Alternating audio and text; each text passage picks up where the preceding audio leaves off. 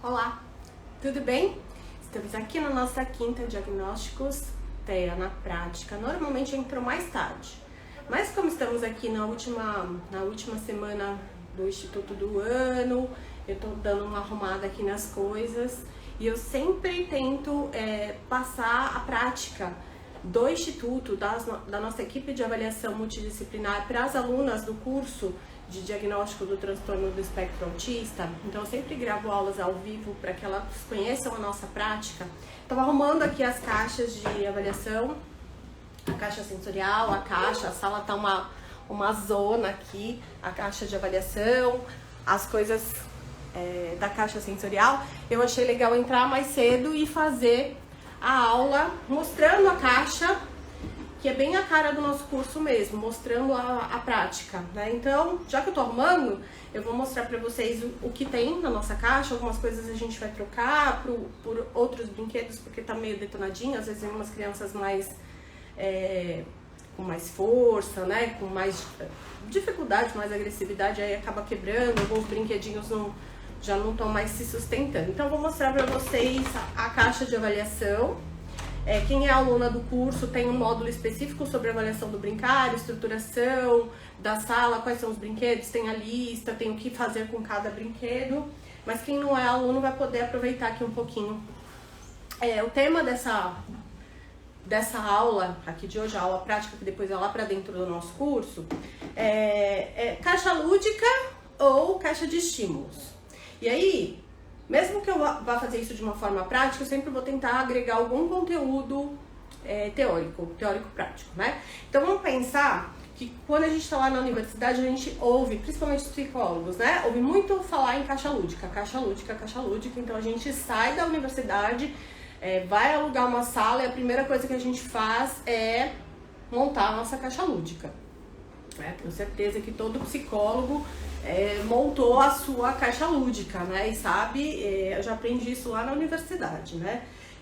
A caixa lúdica, ela está relacionada a algumas abordagens da psicologia, nem todas as abordagens utilizam caixa lúdica, mas invariavelmente o profissional psicólogo, ele sai da universidade sem questionar muito isso, né? Parece que caixa lúdica é igual a psicologia, e não necessariamente. Quando a gente vai avaliar uma criança, a gente precisa pensar em qual é o nosso objetivo, qual foi a queixa desses pais, então qual é o nosso objetivo, qual a idade dessa criança, o que planejar essa avaliação.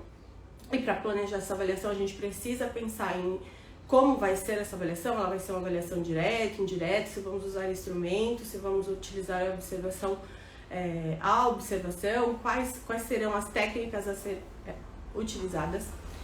E aí, invariavelmente, a gente vê profissionais utilizando caixas lúdicas para avaliar crianças com sinais de risco ou suspeita de transtorno do espectro autista. Eu vou explicar aqui por que isso não é indicado. Por que isso eu vou dizer até errado.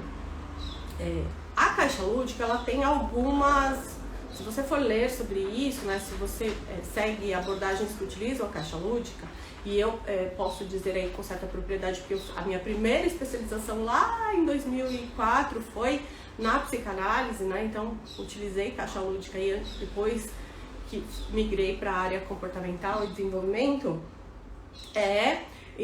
montar essa caixa representa o mundo interno da criança, a criança explorando essa caixa, a gente vai supostamente ter acesso às vivências, fantasias, desejos inconscientes, conflitos psíquicos, né? Obviamente inconscientes, a forma como essa criança vai abrir a caixa, quais os brinquedos que ela vai explorar, a escolha, a forma como ela vai brincar, vai contar simbolicamente questões inconscientes dessa criança pro avaliador, pro terapeuta. Isso é um olhar, né? Quando a gente está falando sobre crianças com sinais de risco, suspeita de desenvolvimento atípico, quando a gente está falando da psicologia do desenvolvimento, esse olhar não faz muito sentido. estudo, né? A ciência que diz isso, não é a Roberta que está dizendo isso. Então já existem protocolos, sistematizações da avaliação, já existe muita ciência por trás dizendo como é que se avalia, o que se precisa olhar, medir, observar, para que a gente possa fazer uma avaliação de um transtorno do neurodesenvolvimento. Então a ciência já diz que não são questões psíquicas, inconscientes, fantasias, conflitos, né? E então a avaliação ela é diferente, né? Então, por conta disso, essa é a primeira justificativa para a gente não utilizar a técnica da caixa lúdica e da avaliação dos mecanismos inconscientes, enfim. Tem até um post recente do Dr. Paulo Liberalesso, lá do Terra Serena, falando sobre o uso da psicanálise para a intervenção nas crianças com transtorno do espectro autista. Aqui eu não estou falando sobre a intervenção, eu estou falando sobre uma avaliação com base lá no DSM-5. Então, o que a gente tem na literatura, já temos aí alguns passos para a sistematização desta avaliação. E aí, nesta sistematização, que a literatura, os artigos, os pesquisadores, os cientistas estão estudando há algum tempo, eles falam sobre a observação de alguns comportamentos, a presença ou não de comportamentos observáveis, né? A gente está falando de diagnóstico nosológico, a gente está falando do diagnóstico de transtorno do espectro autista ser realizado por equipe multidisciplinar, ou seja, psicólogo, fonoaudiólogo, TO e médico, é feito por vários profissionais. Então, quem é que faz o diagnóstico? São vários profissionais. Ao mesmo tempo, todos eles dão a sua HD e fecham em conjunto. Cada um tem o seu papel. O que eles fazem? Eles observam o comportamento. Então, é observação de sinais, é a observação do comportamento. Não é a inferência de conflitos psíquicos, desejos e fantasias inconscientes. Então esse é um primeiro motivo pelo qual a gente não vai utilizar a técnica de caixa lúdica com este olhar, né, de fantasias inconscientes e conflitos psíquicos, tá? Então vamos lá. Então a gente usa caixa lúdica ou caixa de estímulo. A gente usa uma caixa de estímulos. E essa caixa de estímulos, ela não é qualquer caixa. A gente precisa pensar na idade. Então, por exemplo, nós temos aqui a capacitação para avaliação, né? Voltada para profissionais da área da saúde poder sistematizar a sua avaliação, pensando no manejo, no ambiente, nos materiais, pensando em protocolos, roteiros, checklists, para que o profissional possa fazer essa avaliação da forma mais fidedigna possível e que possa contar aí com o olhar treinado e tirar dúvidas lá comigo. Muito bem. Lá nessa capacitação, nós temos a capacitação para crianças de até mais ou menos 5 anos, e aí a gente vai pensar mais ou menos nessa caixa que eu vou apresentar para vocês. E nós temos o outro curso que é de adolescentes, crianças maiores, adolescentes e adultos, porque muda totalmente a avaliação, a gente nem usa a caixa. Outra forma de interação. É importante que a pessoa tenha o conhecimento de tudo isso, porque o autismo é um transtorno do neurodesenvolvimento infantil, então ele precisa conhecer muito do transtorno do neurodesenvolvimento infantil para ele poder depois avaliar uma criança maior, ou adolescente ou adulto, até porque nós temos o critério C do transtorno do espectro autista, que é que todos esses sinais e sintomas precisam estar presentes lá no desenvolvimento até a infância, né, até os 3 aninhos. Então ele precisa conhecer tudo sobre isso para poder questionar os pais e avaliar lá através de vídeos e perguntas anteriores. Então a gente sempre recomenda que esse segundo curso seja feito de forma avançada, depois que fizer o primeiro. Até as vagas estão abertas. Quem faz o de 100 horas ganha o segundo agora, nesse momento, né? Tá aberto aí, tá com promoção, que é a última promoção do ano. Bom, eu vou mostrar a caixa para vocês. Lá no curso a gente explica mais profundamente o porquê desses estímulos e o que fazer com cada um deles para checar todos os aspectos do checklist que é baseado lá no DSM-5. para que vocês possam fazer a avaliação da qualidade e da intensidade de todos os déficits, pensando no critério A, B, C e D, né? Mas eu vou mostrar a caixa, tá? Então a gente tem uma bola pequena, que a gente tá pensando em crianças até 5 anos, uma bola pequena. Essa bola não pode estar muito cheia para a criança conseguir pegar. Não pode ser um bolão, não pode ser muito pesada. A gente consegue avaliar troca de turno, muitas coisas a gente consegue avaliar com a bola, mas pensando em um aqui rápido, troca de turno. Também dá para avaliar algumas questões motoras. Muitas alunas perguntam por que tanto pote com tampa de rosca. Esses potes aqui só brincar a gente já sai pegando. Também dá para comprar nessas lojinhas de R$1,99 que não tem nada de R$1,99. Deve ter aí perto da casa de vocês, porque a gente consegue avaliar a forma como as crianças fazem pedido. Na verdade, um pote transparente instiga a criança a ver o que tem dentro e tem interesse.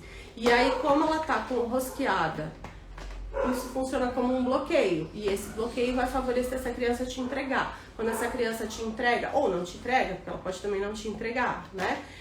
Você pode avaliar. Ó, esse aqui é de um faqueiro, ó, na Tramontina. Quando essa criança te entrega, para você ou para a mãe, você pode avaliar se ela te entrega e te olha, avaliar a atenção compartilhada. Você pode avaliar se ela te entrega, não te olha, se ela usa sua mão como ferramenta, enfim, muitas coisas. Então a gente tem muitos potes. Às vezes esses muitos potes também servem pra gente ver se essa criança enfileira. A gente avaliou uma criança recentemente que a brincadeira dela era pegar os potes e enfileirar. Ela enfileirava os potes, ela enfileirava os potes, ela não brincava com o que tinha dentro.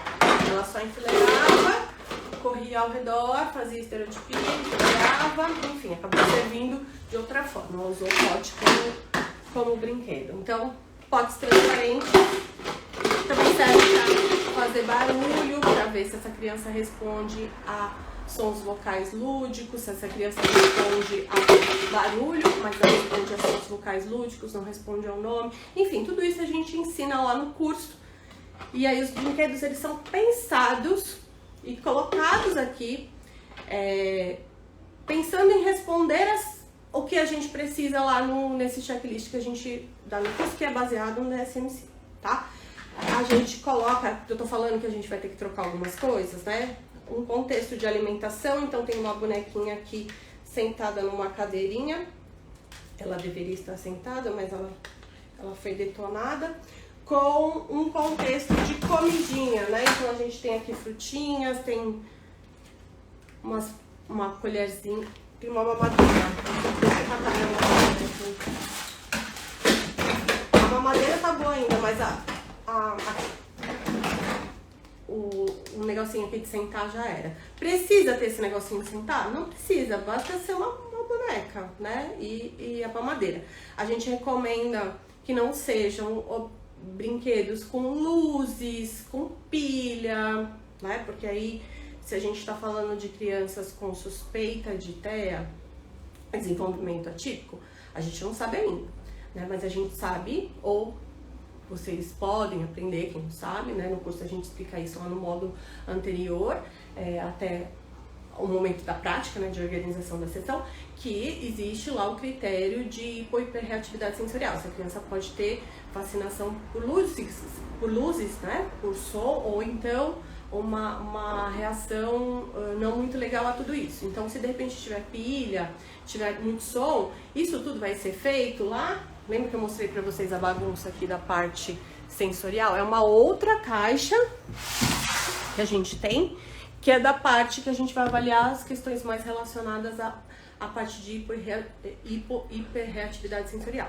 Então, esse primeiro momento, a gente não tem muita coisa com luz, som, porque se essa criança tiver um hiperfoco nisso, ela vai pegar isso e não vai fazer mais nada, a gente não consegue avaliar os outros repertórios. Se ela tiver uma questão sensorial aí, a gente também pode desregular essa criança e não conseguir avaliar. Então, esses elementos desse primeiro momento, dessa avaliação do brincar, eles são bem simples.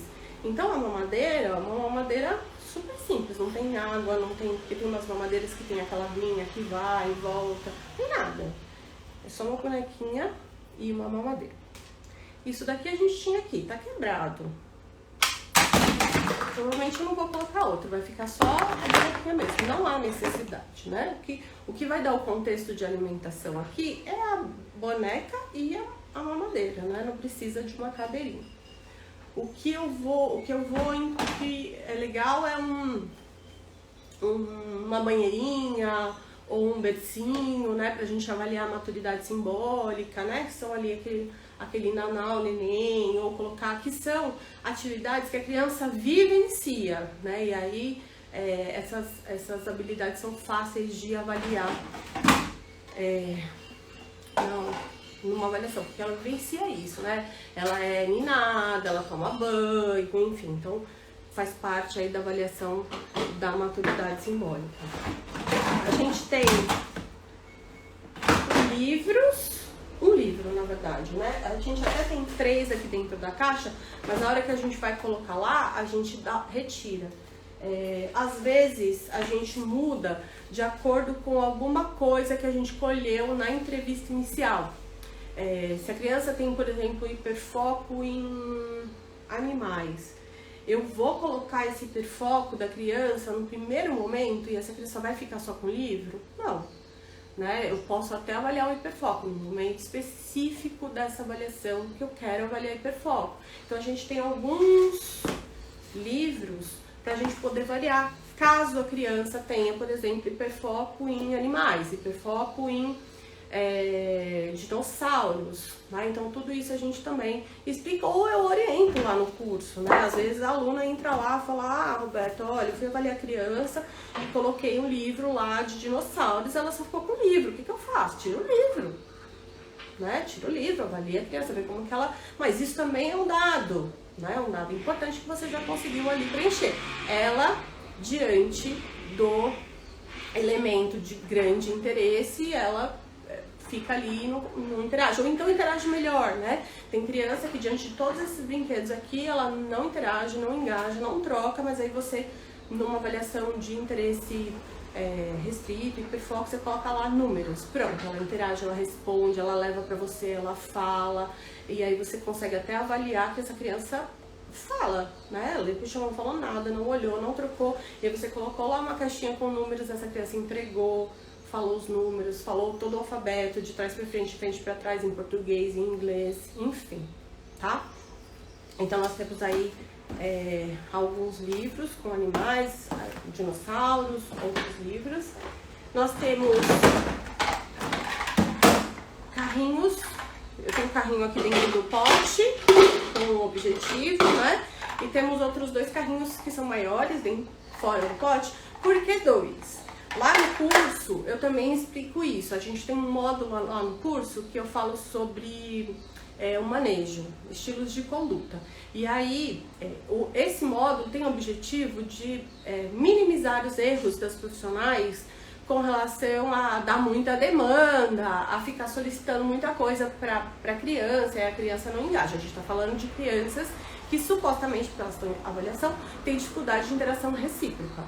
Então, se eu fico pedindo muito, direcionando muito, ou enfim, fazendo o que a gente faz com criança típica, essa criança não vai responder, vai se esconder, pode até desregular. Então tem algumas técnicas que a gente ensina lá no módulo de manejo, de estilos de conduta. E aí a gente precisa dentro da caixa de alguns elementos em dupla para que você possa seguir a liderança dessa criança. Animaizinhos típicos, tá, gente? Não adianta pegar aqueles animais super diferentes, que a criança nunca viu, às vezes ela não tem nem vocabulário, ou então aqueles animais estranhos, né? A gente tá falando novamente de crianças com suspeita de TEA, são concretos. Então, assim, um cachorro verde é estranho, né?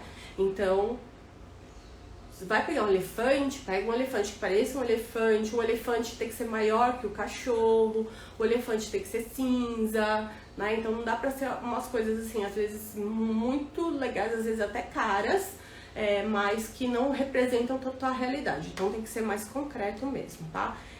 Quanto mais próximo à realidade, melhor. Quem conhece um pouquinho mais sobre o transtorno do espectro autista não vai ter esse tipo de dificuldade, mas isso às vezes é uma coisa muito comum, é um erro muito comum de profissionais que não têm esse conhecimentos básicos, né, sobre autismo.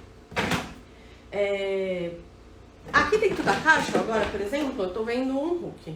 Tem que ter um hook dentro da caixa? Não tem que ter um hook dentro da caixa, mas esse hook está aqui dentro da caixa, e eu vou até tirar, porque ele era hiperfoco de uma criança específica que a gente queria avaliar como ele se comportava diante do hook, em comparação a como ele se comportou em outros momentos com outros brinquedos, né? É de uma profissional, é do meu sobrinho, se eu não me engano, que a gente trouxe para avaliar. Então, isso também é uma coisa que a gente faz, a gente ensina lá no curso. Quem tiver interesse em saber mais sobre o curso está com inscrições abertas com vários bônus especiais. É a última promoção do ano, é só entrar no link que está disponível aqui na Brinquedos Terapêuticos, na página, ou então mandar um WhatsApp pro Marcelo. O que mais temos aqui? Um telefoninho básico, né? Também brincadeira super básica para criança. Um telefone. Nós temos um joguinho de chá.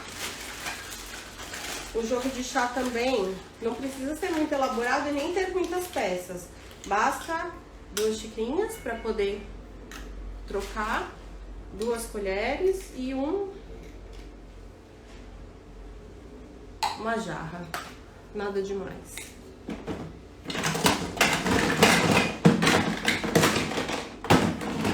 Ó, acabei de achar outra aqui de hiperfoco.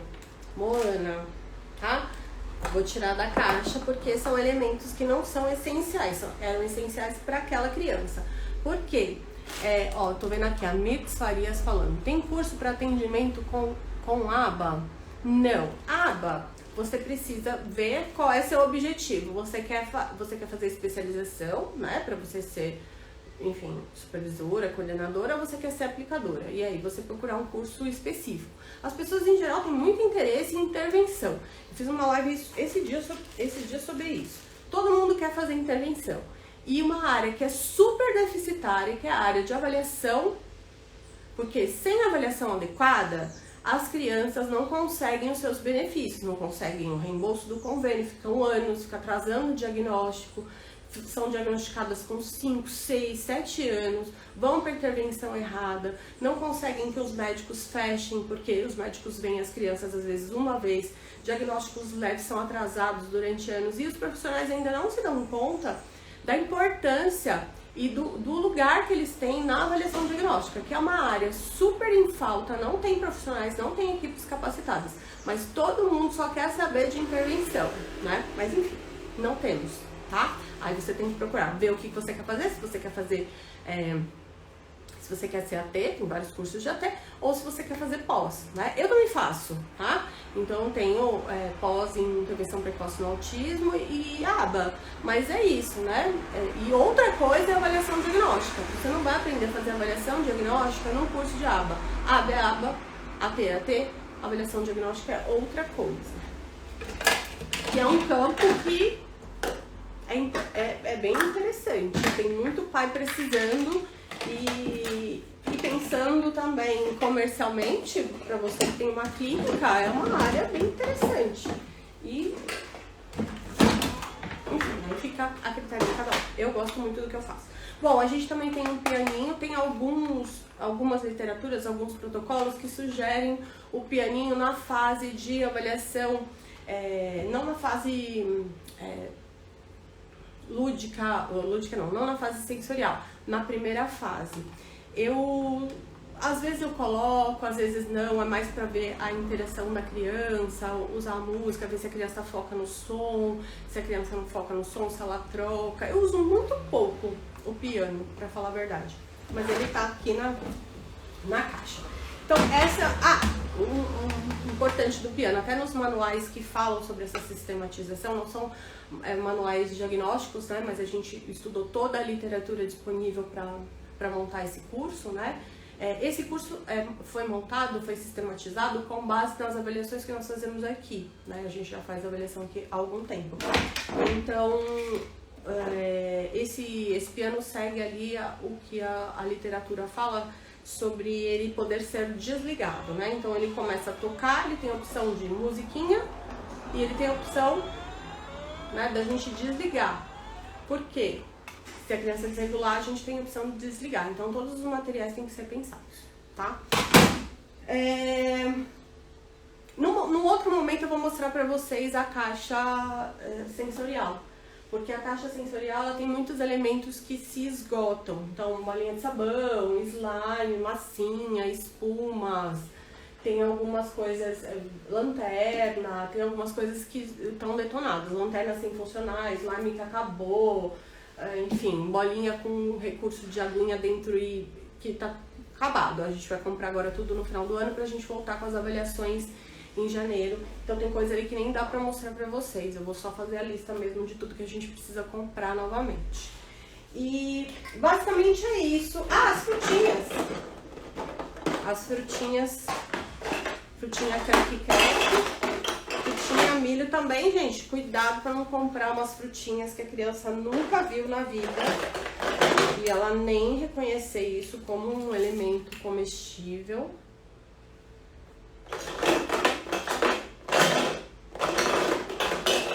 A gente fez questão de colocar o milho, tomate e um que não é crack, que a criança não vai conseguir cortar pra gente ver flexibilidade, né? É muito comum as crianças pegarem essas frutinhas, cortarem, colocarem, enfileirarem.